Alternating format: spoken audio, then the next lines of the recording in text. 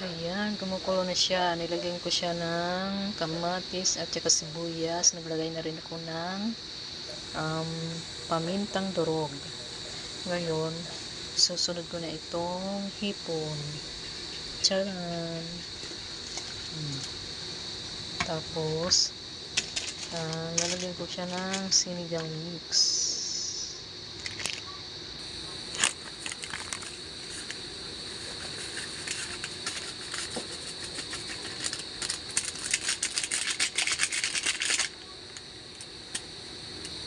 Ayan, kumukulo na siya.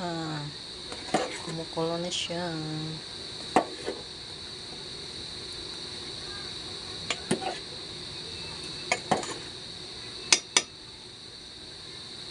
Tingnan natin ang sinaing. Malapit na siyang maluto. Siya, nalagyan natin ng asin.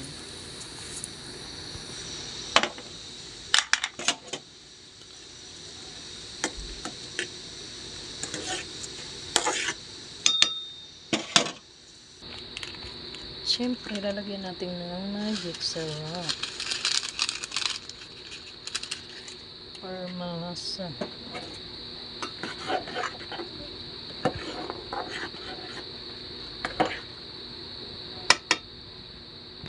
Lagyan natin ng kangkong. Kangkong.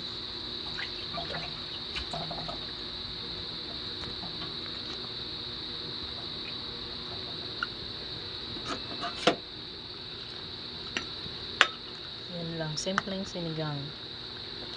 Walang masyadong gulay, kangkong lang. Diba?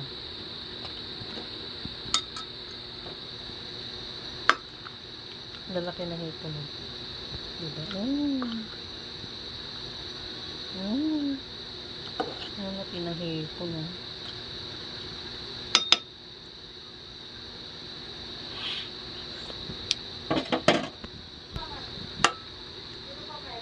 Gilay. Ha? Hindi ako